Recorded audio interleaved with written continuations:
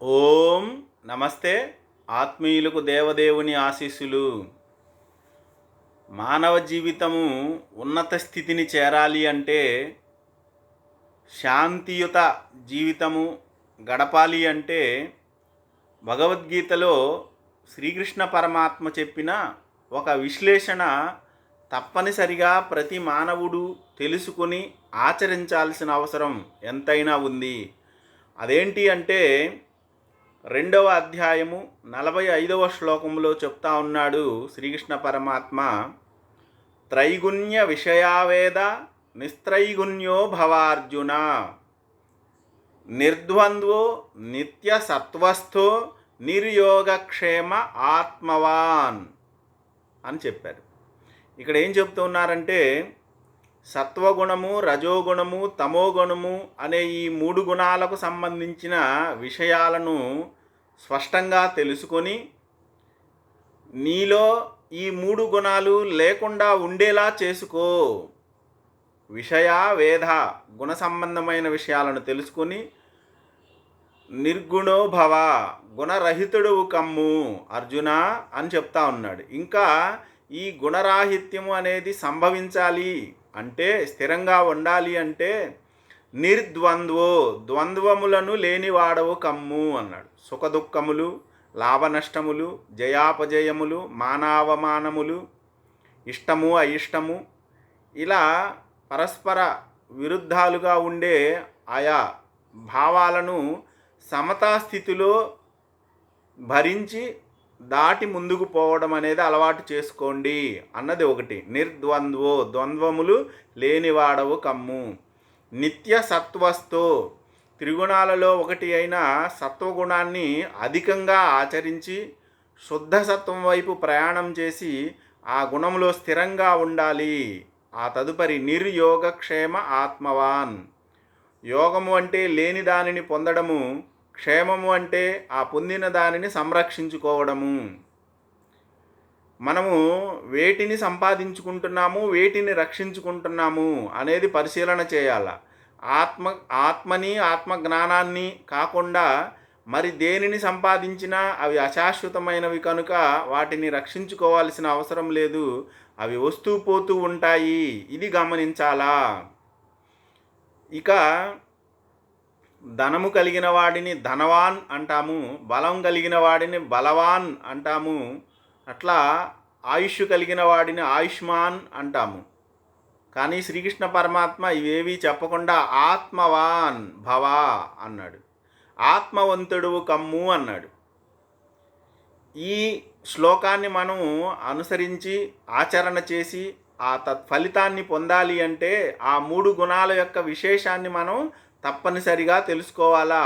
ఇందుకోసమని ఆయన వివరంగా చెప్పాడు. భగవద్గీత 14వ అధ్యాయము గుణత్రయ విభాగ యోగము. దీన్ని కూలంకషంగా చదివి అవగాహన చేసుకుని అర్థం చేసుకుంటే, ఆ త్రిగుణాలు ఎక్కడి నుంచి వచ్చాయి, వాటి ప్రవర్తన, అవి మనలో ఉన్నప్పుడు ఎలాంటి భావాలు మనలో కలుగుతాయి, వాటిని జయించినప్పుడు ఏంటి ఫలితం అన్న అంశాలు స్పష్టంగా తెలియజేయబడ్డాయి. మంచి జ్ఞానము అక్కడ ఉంది. 3 గుణాలను వివరించి గుణాలను జయించటం అన్న భావన గుణత్రయ విభాగ యోగంలో చెప్పబడి ఉంది. గుణాలు 3 సత్వము, రజము, తమస్సు అని. మనిషిలో ఏ గుణం ఎక్కువగా ఉంటే ఆ గుణ సంబంధమైన ప్రవర్తన, అలాంటి ఆలోచనలు, ఆయా భావాలు మనిషిలో కలిగి ఆ విధంగా ప్రవర్తన చెందుతాడు. అది అతని ముందు జీవితాన్ని ప్రభావితం చేస్తుంది అని చెప్తా ఉన్నారు. అయితే సత్వము, రజము, తమో గుణము అనేవి ప్రకృతి ద్వారా సంభవించాయి. ఈ గుణాలు ఆత్మను లేదా జీవుణ్ణి శరీరముతో బంధించి ఉంచుతాది. శరీరాన్ని పొందడానికి ఈ గుణాలతో మనము కలిసి ఉండడమే ప్రధాన కారణమని 14వ అధ్యాయం 5వ శ్లోకములో భగవానుల వారు చెప్పారు. సత్వగుణము అనేది మనిషిలో ఎక్కువగా ఉన్నప్పుడు ప్రకాశము, తెలివి, జ్ఞానము, సుఖము ఇలాంటి లక్షణాలు ఉంటాయి. అలాంటి లక్షణాలలో మానవుడు బంధించబడతాడు. రజోగుణం మనిషిలో అధికంగా ఉన్న సందర్భంగా అహంకార, మమకారాలు, కోరికలు, ఆ కోరికలు తీర్చుకోవడానికి కర్మలు చేయడము, ఇట్లాంటి భావాలు అధికంగా ఉండి దీనిని సాధించడానికి మనం ప్రయత్నం చేస్తాము.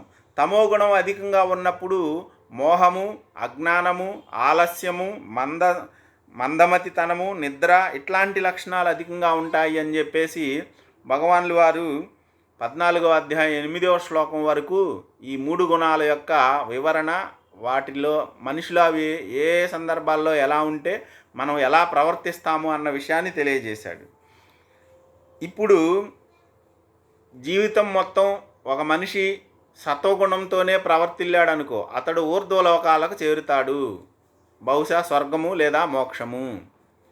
ఒక మనిషి తన పూర్తి జీవితాన్ని రజోగుణంతో ప్రవర్తన చేశాడు అంటే అతడు మధ్యలో ఉంటాడు, కర్మఫలాలు అనుభవించటం కోసం అని చెప్పేసి భూలోకంలోనే ఉంటాడు. తమో గుణంతో తన జీవితాన్ని గడిపిన మనిషి అధోలోకాలకు వెళతాడు అని చెప్పేసి మనకు 3 లోకాలు ఉన్నాయి, స్వర్గము, భూమి, పాతాళము అని. ఈ లోకాలకు చేరుతారు అని చెప్పేసి చెప్పాడు. దేహం వలన పుట్టిన, ప్రకృతి వలన పుట్టిన ఈ 3 గుణాలను జయించిన వాడు అమృతాన్ని పొందుతాడు అని చెప్పేసి 14వ అధ్యాయము 20వ శ్లోకములో భగవాన్లు వారు తెలియజేశారు. ఈ విధంగా త్రిగుణ సంబంధమైన అంశాలను మనం తెలుసుకొని మన జీవితంలో ప్రస్తుత కాలంలో ఏ గుణం అమల్లో ఉంది, ఏ గుణం వెంట మనం పరిగెడుతున్నాము అన్నది తెలుసుకొని ఈ గుణాలను దాటి ముందుకు పోయి శుద్ధ సత్వములో, ఆత్మజ్ఞానములో నిలబడి ఆ అమృత ఆనందాన్ని మనం అనుభవించడానికి ప్రయత్నం చేయాలా. ఇదే విషయాన్ని భగవద్గీత చెప్తా ఉంది. భగవద్గీత 2వ అధ్యాయము 45వ శ్లోకములో త్రైగుణ్య విషయావేద నిస్త్రైగుణ్యో భవార్జున నిర్ద్వంద్వో నిత్య సత్వస్థో నిర్యోగక్షేమ ఆత్మవాన్ భవ అని శ్రీకృష్ణ పరమాత్మ చెప్పాడు. ధనవంతుడు, ఆయుష్వంతుడు, సౌందర్యవంతుడు, బలవంతుడు, అధికారవంతుడు ఇవన్నీ కాదు, కానీ ఆత్మవంతుడు అవడానికి మనం ప్రయత్నం చేయాలా. ఇదే మానవ జీవితంలో పరమశాంతికి మూలము అని తెలుసుకోవాలా. అందరికీ స్వస్తి. ఓం నమస్తే.